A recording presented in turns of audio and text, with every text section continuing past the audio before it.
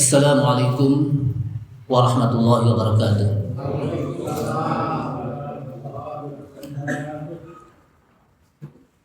Bismillahirrahmanirrahim. Alhamdulillahi hamdan katsiran tayyiban mubarakan fih kama yuhibbu rabbuna wa yarda. Asyhadu an la ilaha illallah wahdahu la syarika lah wa la na'budu illa iyyah. Wa asyhadu anna Muhammadan 'abduhu wa rasuluh la nabiyya ba'dah. Allahumma shalli wa sallim ala nabiyyina al-karim Sayyidina Muhammad ibn Abdullah wa ala alihi wa sahbihi wa tabi'ihim wa man tabi'ahum bi ihsanin ila yaumil qiyamah. Amma ba'du, qala Allah Ta'ala fi kitabihil karim wa huwa asdaqul qailin. Ya ayyuhalladzina amanu taqullaha haqqa tuqatih wa la tamutunna illa wa antum muslimun. Ya ayyuhalladzina amanu taqullaha wa qulu qawlan sadida yuslih lakum a'malakum wa yaghfir lakum dhunubakum. Wa man yuti'illaha wa rasulahu faqad faza fawzan 'azima. Wa qala Rasulullah sallallahu alaihi wasallam fa inna asdaqal hadithi kitabullah ta'ala wa khairal huda huda Muhammadin sallallahu alaihi wasallam wa syarrul umuri muhdatsatuha wa kullu muhdatsatin bid'ah wa kullu bid'atin dhalalah wa kullu dhalalatin finnar. Ma'asyiral muslimin rahimani Allah wa rahimakum, hadirin jamaah Masjid Al-Munawwar yang mudah-mudahan dirahmati Allah Subhanahu wa taala. Mengawali kajian kitab tauhid ini, mari sama-sama kita memanjatkan puji serta syukur kita pada Allah Subhanahu wa taala yang telah memberikan taufik serta hidayahnya kepada kita sekalian, sehingga dengan taufik dan hidayahnya kita bisa hadir di majlis ilmu, majlisnya orang-orang yang sholihin, majlis yang dimana Rasulullah SAW mengatakan majtama'a qaumun fi baitin min buyutillah yatlunal Qur'an wa yatadarasunahu illa haffathumul malaikah wa ghashiyatuhumur rahmah wa nazalat alaihimus sakinah wa dzakarallahu man 'indah. Tidaklah satu kaum mereka berkumpul di satu rumah di antara rumah-rumah Allah, masjid, yatlunal kitab, mereka membaca Alkitab Al-Quran, wa yatadarasunahu, dan mereka pun mempelajari Al-Quran, illa haffathumul malaikah, kecuali para malaikat turun mengelilingi mereka, mendoakan orang-orang yang thalibul ilmi. Wa ghasyiyatuhumur rahmah, Allah turunkan kepadanya rahmat. Wa nazalat alaihimus sakinah, dan diberikan kepadanya ketenangan. Wa dzakarallahu man 'indah, dan Allah menyebut-nyebut di hadapan para malaikat dengan bangganya kepada mereka-mereka yang thalibul ilmi. Bahkan orang-orang yang thalibul ilmi disebutkan dalam hadis, annal malaika la tadau ajnihataha li talibil ilmi ridwan li talibil ilmi. Sesungguhnya para malaikat la tadau ajnihataha, sungguh la tadau ajnihatuha, sungguh para malaikat mereka mengebaskan sayapnya. Kata para ulama, yang disebut mengebaskan, dibuka sayap itu mendoakan. Kenapa? Ridwan li talibil ilmi, karena para malaikat senang terhadap orang-orang yang talibul ilmi.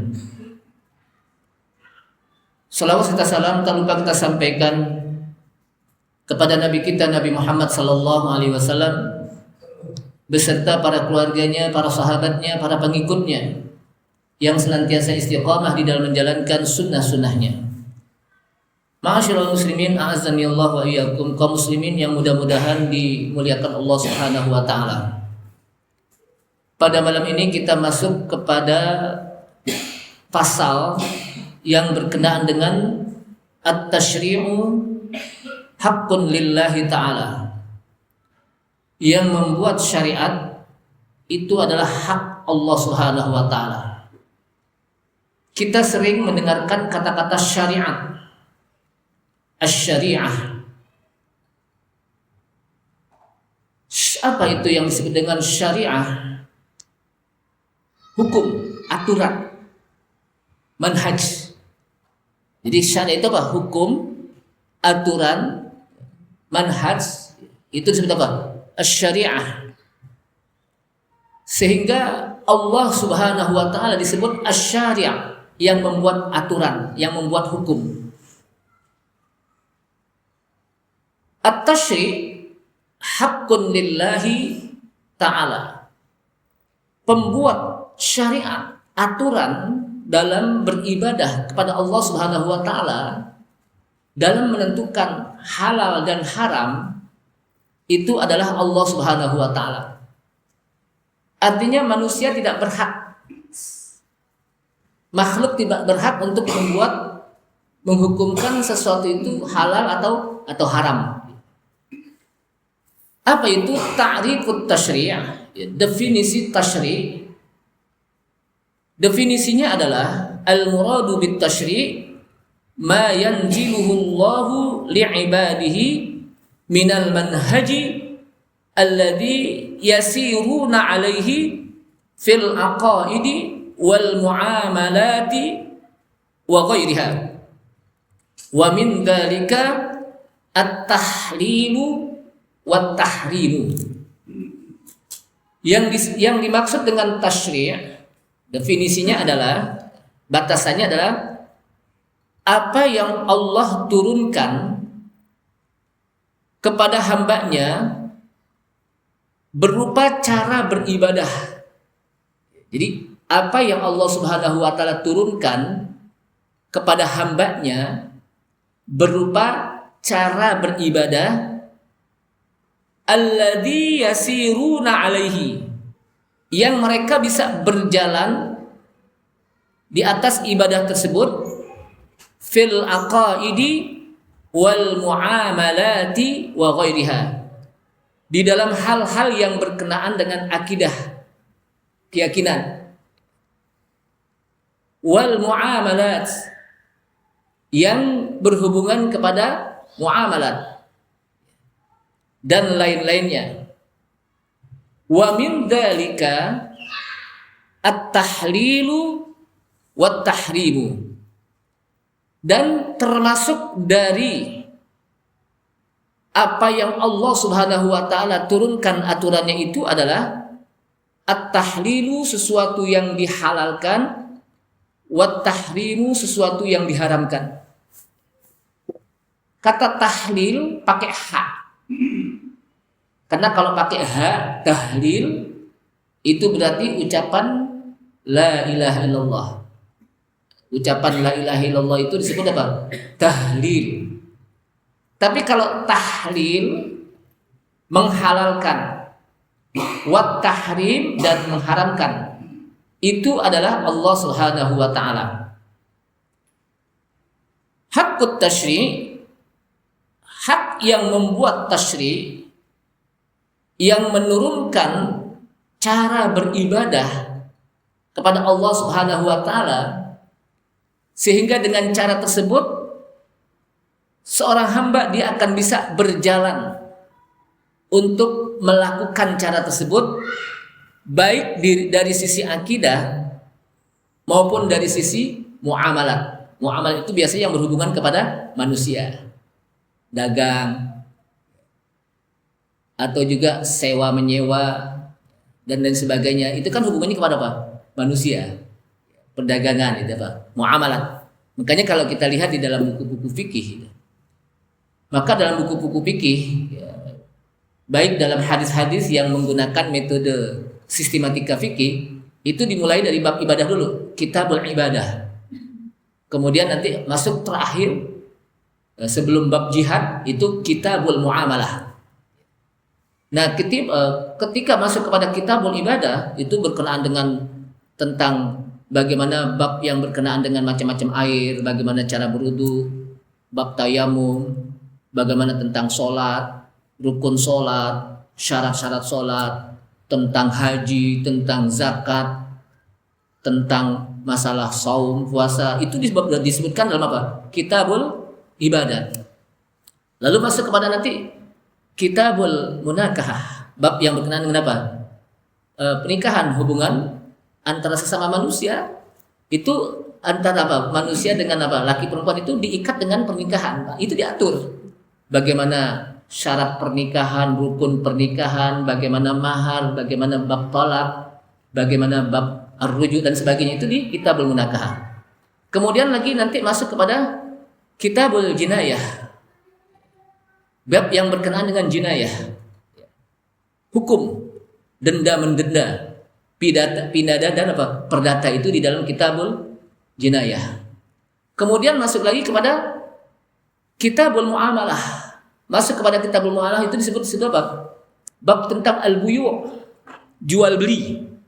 Bagaimana cara berjual beli, itu disebutkan di situ. Ar-rahan, pergadaian, bagaimana perdagangan dan sebagainya, itu apa? Lalu terakhir masuk kepada kitabul jihad. Jadi jihad itu apa? Di terakhir.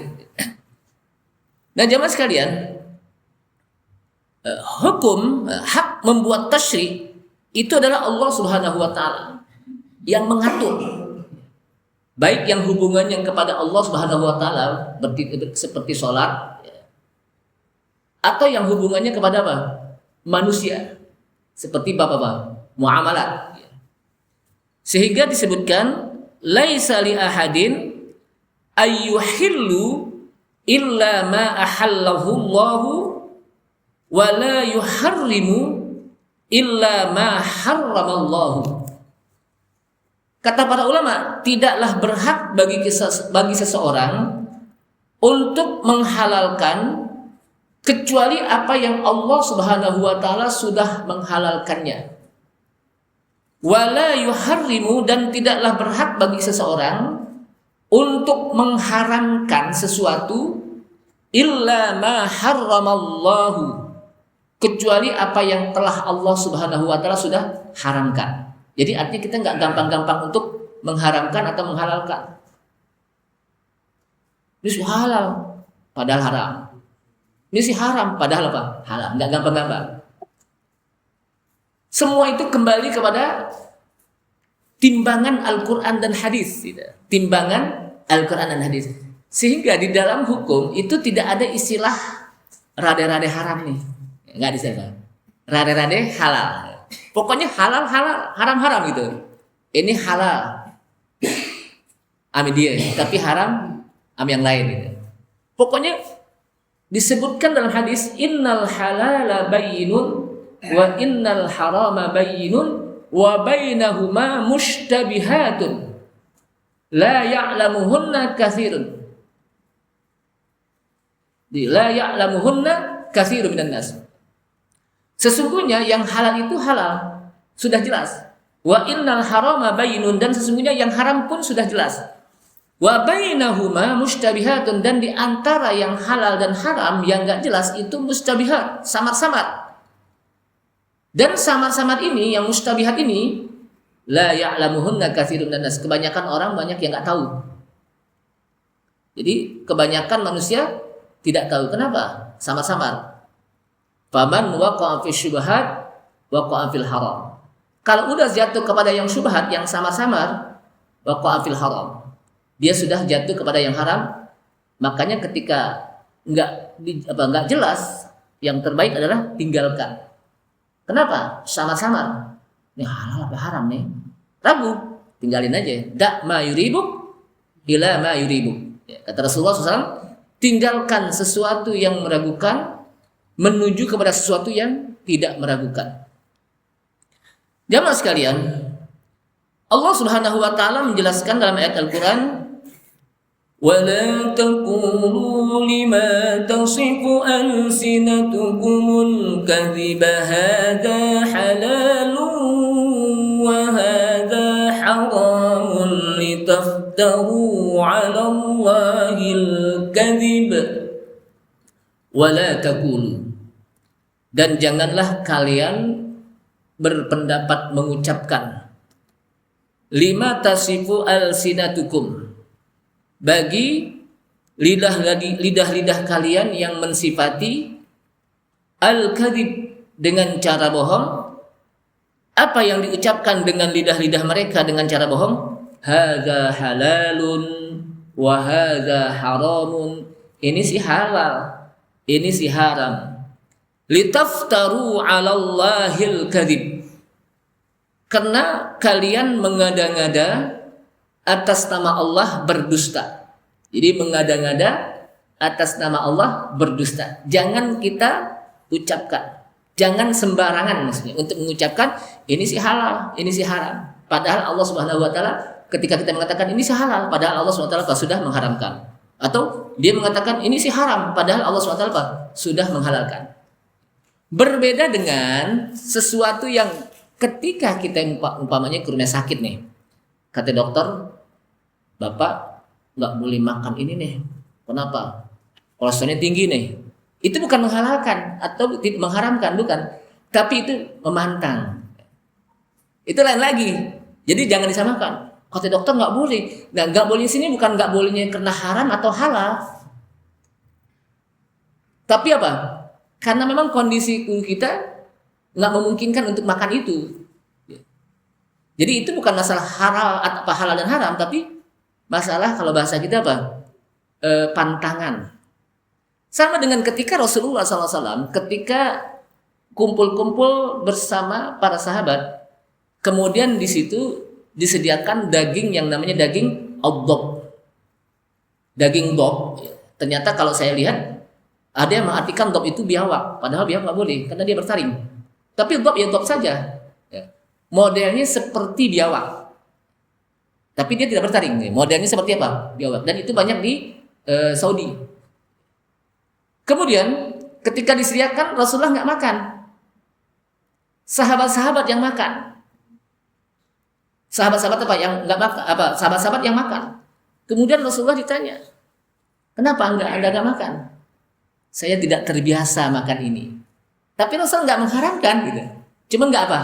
Nggak biasa. Jadi saya tidak terbiasa dengan apa? Makan daging dom. Dan Rasulullah diam setelah itu. Nah, diamnya Rasulullah menjadi takrir dalam ilmu hadis. Apa maksudnya? Menjadi hukum. Diamnya Rasulullah berarti itu dibolehkan makan daging dom. Karena kalau itu diharamkan, pasti Rasulullah SAW langsung mengatakan ini nggak boleh nih, haram. Tapi karena Rasulullah SAW diam, berarti apa? Dibolehkan. Ini yang disebut dengan al-hadits takrir. Jadi bagaimana Rasulullah menyetujui apa yang dilakukan oleh para sahabat. Nah, yang dimaksud dengan menghalalkan dan yang mengharamkan itu adalah sebuah hukum dalam sebuah peribadatan. Baik yang hubungannya kepada Allah Subhanahu wa taala maupun yang hubungannya kepada manusia. Bahkan dalam hadis disebutkan kul, dalam ayat lain maksud saya, bukan dalam hadis. Dalam ayat lain juga disebutkan kata Allah Subhanahu wa taala, "Qul ara'aytum ma anzalallahu lakum min rizqin faj'altum minhu haraman wa halala. Qul Allahu adina lakum am 'ala Allahi taftarun." Kul ara'aitum, katakan hai Muhammad, ara'aitum, apa pendapat Anda kalian, ma anzalallahu lakum min rizqin, apa yang Allah turunkan untuk kalian berupa rizki, faja'altum minhu haraman wa halala, kemudian kalian jadikan dari rizki tersebut haraman wa halala, ini haram, ini halal. Maka Allah SWT menanyakan, kul, katakan hai Muhammad, Allahu adzina lakum, Asal katanya Allahu. Asal katanya apa? Allahu. Ada double huruf apa? Hamzah. Allahu. Tapi dalam bahasa Arab, dalam Al-Quran tidak ada baca gitu. Allahu. Tapi apa? Di wasal. Allahu. Maka di situ ada huruf apa?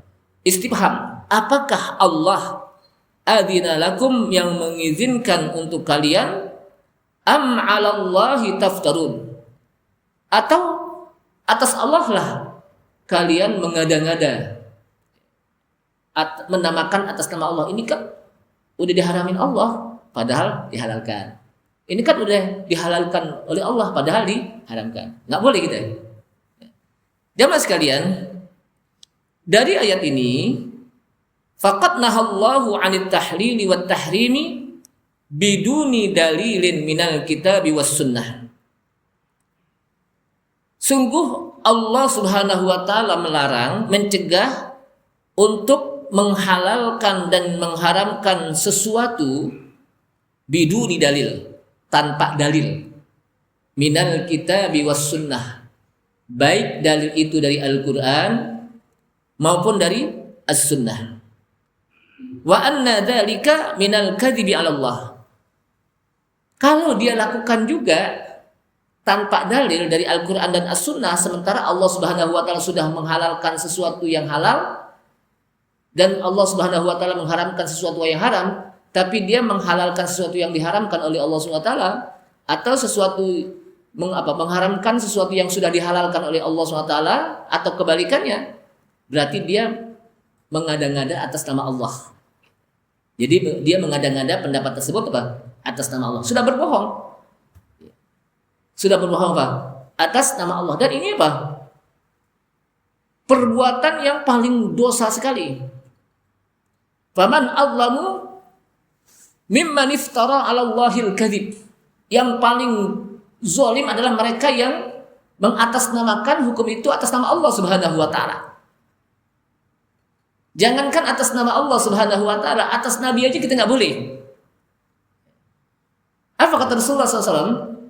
Man kadzaba 'alayya muta'ammidan falyatabawwa maq'adahu minan nar. Ini hadis mutawatir. Lafzi disebutkan oleh para ulama. Man kadzaba 'alayya muta'ammidan, barang siapa yang berbohong atas namaku muta'ammidan dengan sengaja, emang disengaja ngajain apa? Emang disengaja ngajain dia apa? Berbohong atas nama Rasulullah SAW. Apa kata Rasulullah? Falyatabawwa maq'adahu minan nar. Maka sungguh dia sudah mempersiapkan dirinya untuk duduk nanti di api neraka. Falyatabawwa maq'ad, tempat duduknya itu sudah disediakan oleh Allah Subhanahu wa taala nanti di api neraka. Kata-kata maq'ad itu tempat duduk. Jadi orang yang mengatasnamakan ini adalah ucapan Rasulullah SAW. Ini adalah perbuatan Rasulullah SAW, padahal bukan. Falyatabawwa maq'adahu minan nar. Dia sudah berbohong atas nama Rasulullah SAW, maka siap-siap tempatnya nanti sudah disediakan oleh Allah Subhanahu wa taala, tempat duduknya di api neraka. Maka kita dalam apa? Menyampaikan hadis itu nggak sembarangan sebetulnya. Qala Rasul, qala Nabi sallallahu alaihi wasallam, itu harus sesuai. Betul gak Rasulullah SAW menyampaikan? Jangan sampai apa yang disampaikan tidak pernah disampaikan oleh Rasulullah SAW. Jangankan Rasulullah SAW, kita aja umpamanya, saya tidak ngomong tentang sesuatu, tapi orang mengatakan, si Akib itu ngomong tentang sesuatu, kira-kira saya marah gak? Pasti marah. Kenapa? Orang saya nggak ngomong kok, dibilang ngomong. Apalagi Rasulullah SAW, ucapannya itu luar biasa, didengar oleh Allah oleh manusia. Ucapannya itu menjadi hukum. Lalu orang mengatakan itu Rasulullah ngomong tuh, padahal bukan. Maka orang itu sudah berdusta atas nama Rasulullah SAW. Falyatabawwa maq'adahu minan nar. Itu Rasulullah SAW. Apalagi Allah Subhanahu wa taala lebih berdosa lagi. Lebih apa? Tidak ada yang lebih zalim dari mereka yang mengatakan bahwa ini atas nama Allah Subhanahu wa taala, tapi dia berdusta. Ma'asyiral muslimin rahimakumullah. Sebagaimana Allah Subhanahu wa taala memberitahukan bahwa yang berhak untuk mewajibkan sesuatu atau mengharamkan sesuatu tanpa dalil, sungguh dia sudah melakukan kesyirikan. Bayangkan, dia sudah melakukan kesyirikan. Karena Allah SWT mengatakan am lahum syuraka'u syara'u lahum minad dini ma lam ya'dzan bihillah. Apakah untuk mereka ada sekutu-sekutu yang membuat syariat? Kenapa disebut menyekutukan Allah SWT? Karena Allah Subhanahu wa taala sudah membuat syariat. Kemudian dia bikin syariat lagi. Berarti kan menyekutukan apa? Allah Subhanahu wa taala. Maka kata Allah SWT, apakah untuk mereka ada sekutu-sekutu untuk membuat syariat di dalam agama malam ya'dzam bihillah, yang hal itu sesuatu yang tidak diizinkan oleh Allah Subhanahu wa taala. Jadi nggak gampang-gampang, maka di sini perlunya bagi kita untuk ngaji. Kata para ulama, sholat itu wajib. Kalau ada yang mengatakan, ini sih belum wajib sholat, nggak boleh tuh. Kenapa? Allah Subhanahu wa taala sudah wajibkan. Hati-hati. Ketika datang Ramadan, orang-orang puasa, dia nggak puasa, lalu dia mengatakan, saya sih nggak wajib puasa. Dilihat dulu, ente sekarang kenapa nggak wajib puasa? Apakah ente sakit atau sabar? Kalau dia sudah memenuhi syarat sah puasa, lalu dia mengatakan nggak wajib puasa, nggak boleh. Jadi nggak gampang-gampang. Pergi haji, nah hati-hati pergi haji nih. Kadang-kadang orang udah punya duit, istitoah, udah mampu, ada luang waktu, tenaga juga masih kuat. Lalu kita tanya, ente kenapa nggak pergi haji? Aneh, belum wajib. Hati-hati tuh.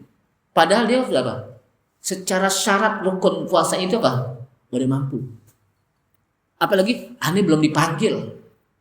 Kan kadang-kadang gitu kan, alasannya apa? Belum dipanggil.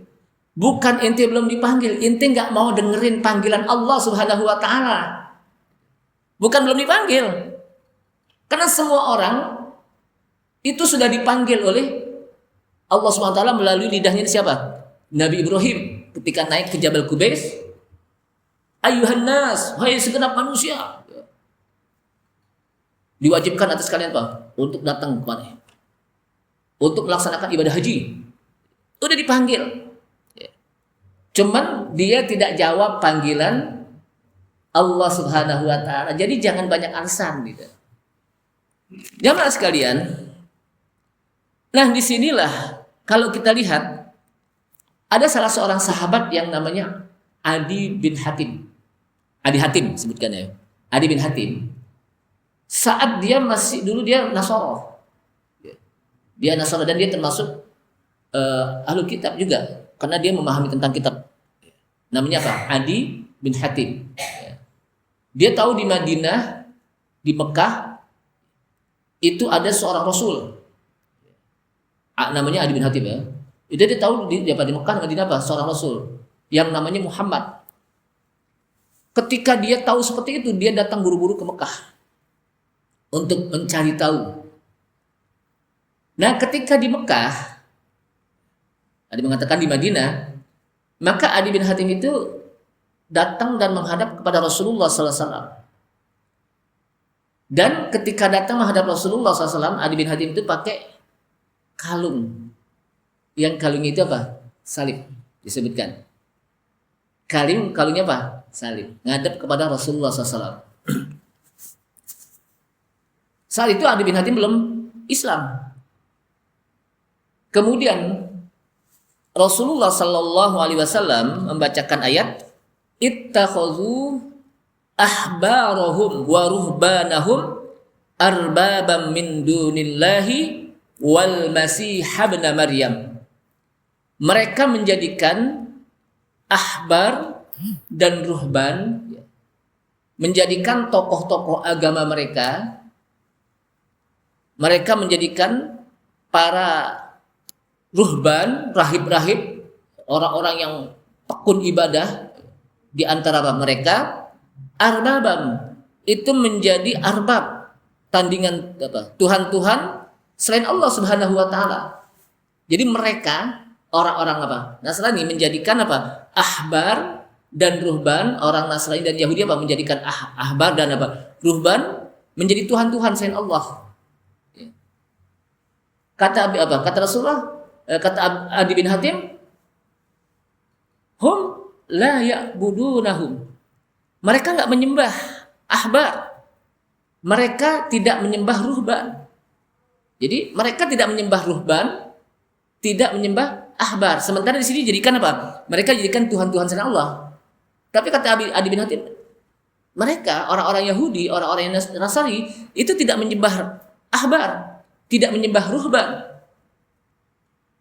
Betul kata Rasulullah, bala. Lakin hum ahallu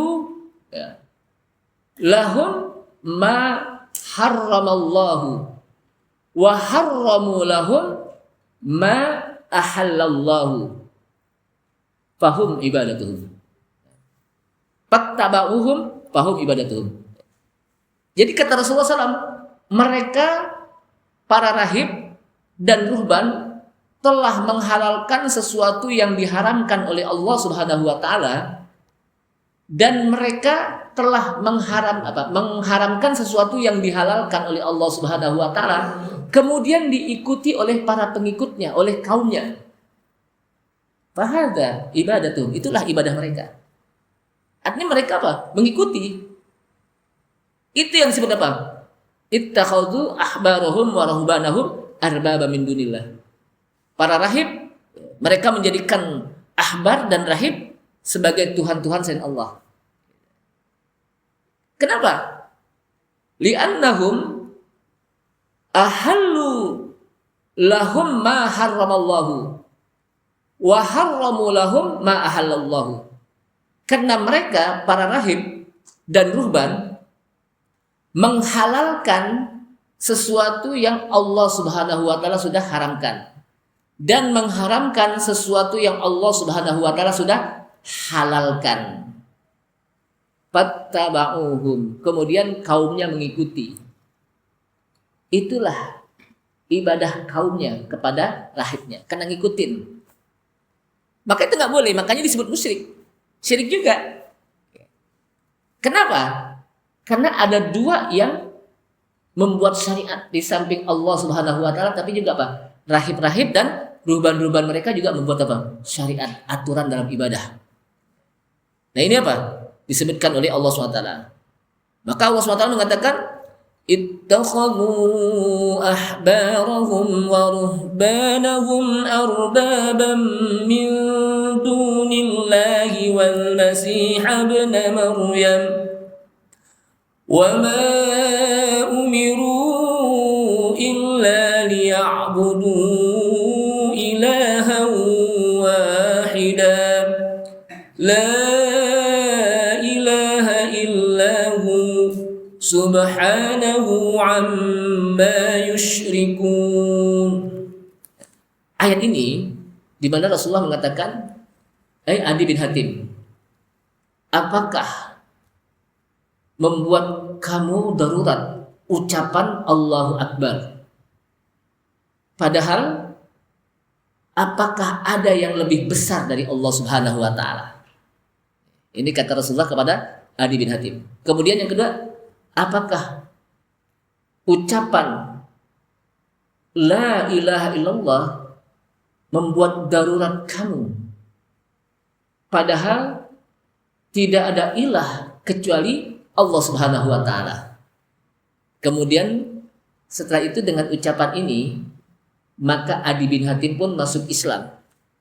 Jadi apakah ucapan Allahu Akbar itu membuat engkau berat? Padahal tidak ada yang lebih besar kecuali, yang lebih agung kecuali Allah Subhanahu wa taala.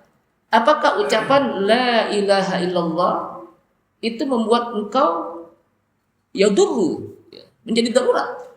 Padahal tidak ada Tuhan, tidak ada ilah yang disebut ilah kecuali hanya Allah Subhanahu wa taala.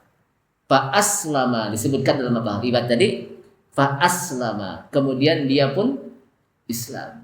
Dan setelah itu Adi bin Hatim melihat fatabassama wajhahu. Dia melihat bagaimana senyum Rasulullah SAW. Melihat mukanya itu apa? Senyum. Kena girang Adi bin Hatim itu apa? Masuk Islam. Kenapa Adi bin Hatim itu bukan orang apa? Biasa-biasa. Dia orang apa? Pinter. Dia termasuk ahlul kitab, tahu tentang kitab-kitab apa? Sebelumnya. Kitab Injil, dia tahu. Maka Rasulullah senang. Terbuka hatinya mendapatkan apa? Hidayah dari Allah Subhanahu wa taala. Sehingga kata para ulama, fata'atul ahbari war ruhbani fi ma'siyatillahi ibadatun lahum min dunillah. Nah, ketaatan kepada ahbar dan ruhban, kepada tokoh agama dan ruhban, tukang-tukang abid, tukang-tukang ibadah. Jadi apa? Di dalam apa gereja itu apa? Mereka ada yang dikenal dengan orang-orang yang ibadah, nggak kemana-mana itu. Rahib-rahib itu nggak kemana-mana. Pokoknya ibadah aja itu, nggak kemana-mana. Bahkan nggak nikah juga gitu, nggak nikah juga. Itu disebut apa? Ruhban. Ya. Nah, ketaatan itu fi maksiatillah, itu di dalam kemaksiatan kepada Allah. Nah, ibadatun lahum min dunillah. Mereka beribadah kepada apa? Ahbar dan ruhban selain kepada Allah. Dan itu termasuk minasyirkil akbar. Syirik besar, bukan syirik kecil. Kenapa? Karena menjadikan mereka sebagai arbaban. Tuhan-tuhan selain Allah Subhanahu wa taala. Dan mereka juga membuat syariat. Padahal Allah Subhanahu wa taala sudah membuat syariat, hukum, aturan. Berarti syirik. Dan syiriknya bukan syirik kecil. Asyirkul akbar, syirik besar. Alladzi la yaghfiruhullahu, yang dimana ketika seseorang melakukannya tidaklah Allah Subhanahu wa taala akan mengampuni dosa-dosanya. Maka Allah Subhanahu wa taala mengatakan, "Wa ma umiru illa liya'budu ilahan wahida." Dan tidaklah mereka diperintah kecuali agar mereka beribadah kepada ilah yang wahid, yang esa, yang satu. Tidak kepada yang lain. La ilaha illahu, tidak ada yang berhak untuk diibadahi illahu, kecuali kepada Allah. Jadi di sini disebutkan apa? Wa ma umiru illa liya'budu ilaha wahida. Dan tidak malah mereka diperintah kecuali agar mereka mau beribadah kepada siapa? Ilahan wahida, hanya kepada ilah yang satu. Siapa? Allah Subhanahu wa taala. Allahu ilahun wahid. Allah itulah ilah yang wahid, yang esa. Hanya kepada Allah Subhanahu wa taala kita beribadah. La ilaha illahu, karena tidak ada ilah kecuali hanya kepada Allah. Nah, ketika kita melakukan apa yang disyariatkan oleh Allah Subhanahu wa taala, kita mengharamkan apa yang diharamkan oleh Allah Subhanahu wa taala, dan kita menghalalkan sesuatu apa yang sudah dihalalkan oleh Allah Subhanahu wa taala, maka itulah kandungan makna kalimat la ilaha illallah. Tidak ada yang berhak untuk diibadahi kecuali hanya Allah. Kenapa? Karena ketika kita mengikuti aturan Allah Subhanahu wa taala, syariat Allah Subhanahu wa taala, berarti kita sudah beribadah kepada Allah Subhanahu wa taala. Karena kita sudah mengikuti aturan Allah Subhanahu wa taala. Jadi kita sudah mengikuti aturan Allah Subhanahu wa taala. Maka dari sinilah jamaah sekalian rahimakumullah, wa hadza waqi'un fihi katsirun minan nas ma'aman qalladuhum. Dan ini banyak terjadi fenomena di tengah masyarakat di mana banyak manusia mengikuti pemimpin-pemimpin mereka, di mana pemimpin mereka berani menghalalkan sesuatu yang diharamkan oleh Allah Subhanahu wa taala, atau berani mengharamkan sesuatu yang sudah dihalalkan oleh Allah Subhanahu wa taala kepada mereka, kemudian diikuti oleh anak buahnya, oleh anggotanya, tanpa ada dalil yang pasti, tanpa ada hujjah yang pasti, maka ini tidak boleh.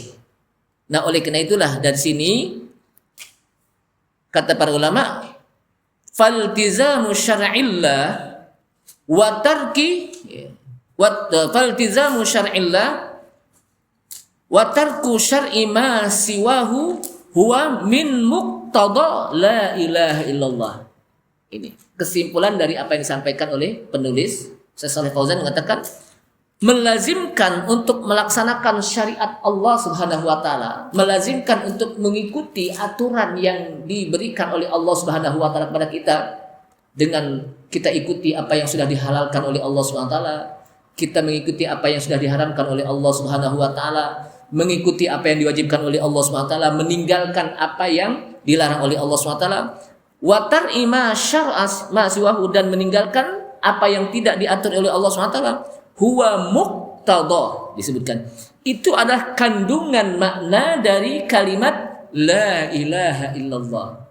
Tidak ada yang berhak untuk diibadahi kecuali hanya Allah. Jadi kandungan makna kalimat la ilaha illallah itu bukan hanya sekedar kita mengatakan tidak ada yang berhak untuk diibadahi kecuali hanya Allah SWT, tapi bagaimana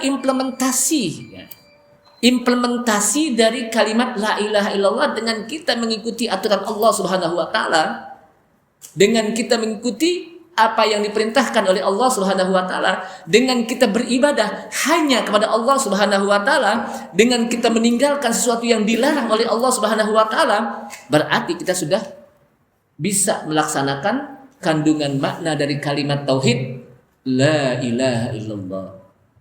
Udah isya ya? Ini saja, mudah-mudahan bermanfaat. Jadi ini penting bagi kita, Pak. Karena ini kalau kita lihat luar biasa penulis ini karena fenomena yang terjadi di masyarakat. Nah, oleh karena itulah mudah-mudahan kita dengan mempelajari ini Allah Subhanahu wa taala bentengi keimanan kita sehingga kita mati dalam keadaan husnul khotimah, dan insya Allah di akhirat kita masuk ke dalam surga Allah Subhanahu wa taala dengan iman dan Islam kita. Kita tutup subhanahu hamdika asyhadu an la ilaha illa anta astaghfiruka wa atubu ilaik. Wassalamualaikum warahmatullahi wabarakatuh.